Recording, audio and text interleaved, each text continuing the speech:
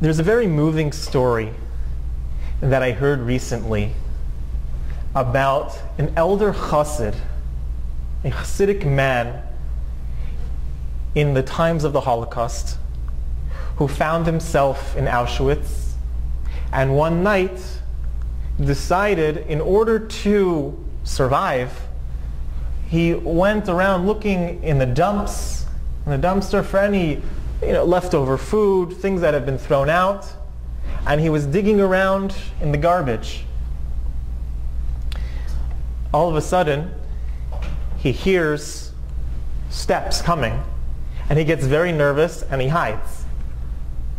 He thought it was an officer.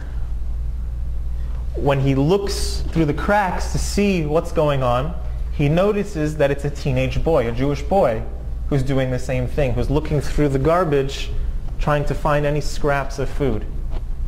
So the man, this elder chassid, approached this young teenage boy and said, "I'm sorry, lad. I've been digging around here for 20 minutes, haven't found a scrap of food. I don't think you're going to find anything. I don't have any food to offer you, but I do have something I can offer you." And he turned around and gave him a hug.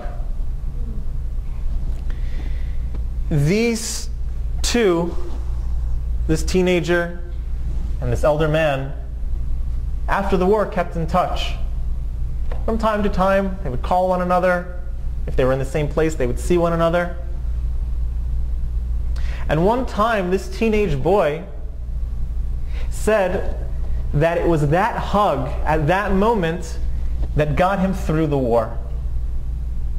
Because that hug gave him a sense of humanity back. It made him feel like a person again. He felt loved. He felt cared for. All the things that had been stripped from who he was came back at that moment.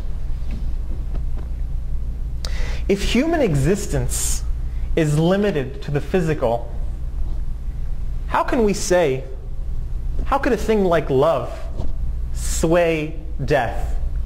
How could that help him get through what he was going through if a human being's existence is solely physical?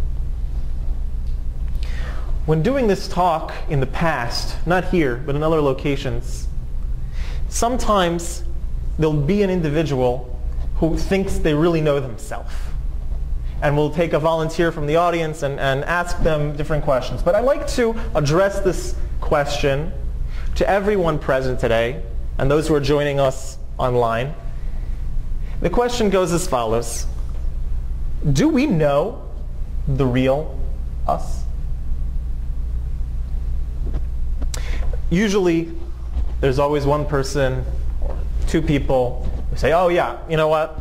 I know who I am. I know the real me. Look in the mirror, that's me. What you see is what you get. I'm very open, the whole me is written all over myself. My personality spells out exactly who I am. Ask any of my friends, ask any of my neighbors. I know who I am, and they knew who I am." But let's think about it for a second. How much we really know the real us. And the first thing I'd like everyone to imagine is not themselves currently, but think back in your mind's eye to your 15-year-old self. Look in the mirror right now at your 15-year-old image, what you looked like when you were 15. Many of us probably had pimples, braces. Maybe some of us thought we were fat or ugly. But stare your 15-year-old self in the face. Now, let's erase that image and think back further in your mind's eye to your 10-year-old self. Look in the mirror of your mind's eye to your 10-year-old self. Maybe you had freckles, crooked teeth, skinny and puny. But you looked very different than your 15-year-old self. And you also looked very different than your 20-year-old self. Now take it back a step further, all the way to your beginning, which is something that we can't really remember, but think of what it would have looked like, your newborn self. What you looked like. You've seen pictures probably. What does your newborn self look like? Now the question is, which one is the real you? You've changed a lot. You look very different than you did when you were 15, when you were 10, and when you were 5. And we could do it the opposite direction too. Think about what your 80-year-old body will look like. Don't think too hard. But think about it. Is that the real you? Is now the real you? Or is your 15 or 10 or 5-year-old or newborn you the real you? You're constantly changing. We're all constantly changing. Which one is the real us? Now, aside from looking different, your 10-year-old self, your newborn self, biologically you are actually different. Scientifically, your cells are dying all the time and being replaced.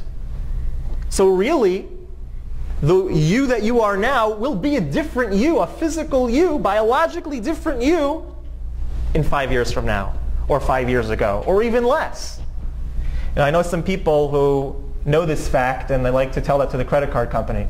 It wasn't me who bought that. It wasn't. So physically, we're completely different throughout our entire life. Think about, forget physical now, put that aside. Intellectually, you think about things differently when you're 5 and when you're 10 and when you're 15 and when you're 20 and the age you are now, and you'll probably think about things a little bit differently when you're 80. So which one is the real way that you think? Take it back another step. Emotionally. Your 15-year-old emotions. Let's not go there. Your 10-year-old emotions. Your 5-year-old emotions. Your current emotions. Your 80-year-old emotions. Which is the real you? Your personality is always changing. So which one is the real you? So physically we're completely different. Emotionally we're completely different. Constantly changing. Intellectually we're completely different. So who are we? How do I know that I'm me? If I'm completely different than I was 5 years ago, or than I was 10 years ago, or than I'm going to be 10 years from now, if I'm completely different right now, in every aspect, physically, intellectually, emotionally, even back, subconsciously, sometimes our subconscious even change. So if I'm constantly changing, and we're all constantly changing on every level of our existence, what makes us us? What's that? Where's the stability? Who are we?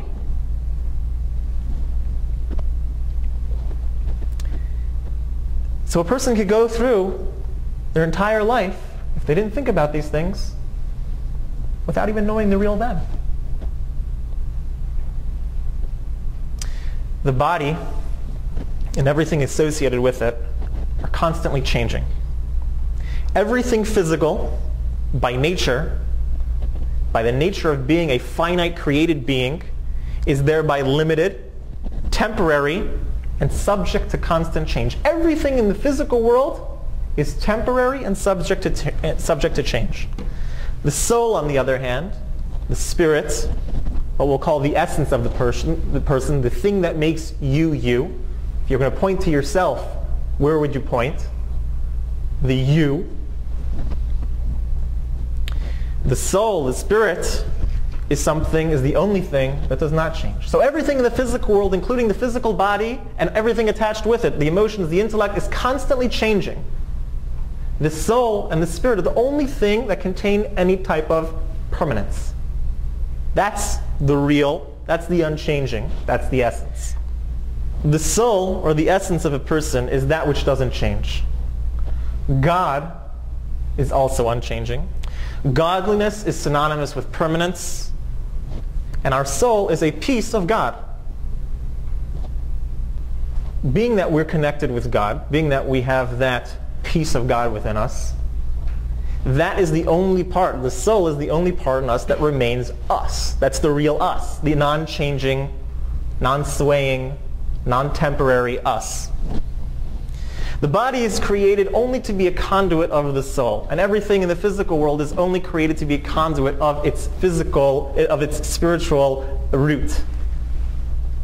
The goal of life, our primary goal in life, is to unmask, is to see the world in that light, is to see how everything in the world is merely a shell or merely a conduit to express the inner spirit, the inner godly energy contained within. What happens though?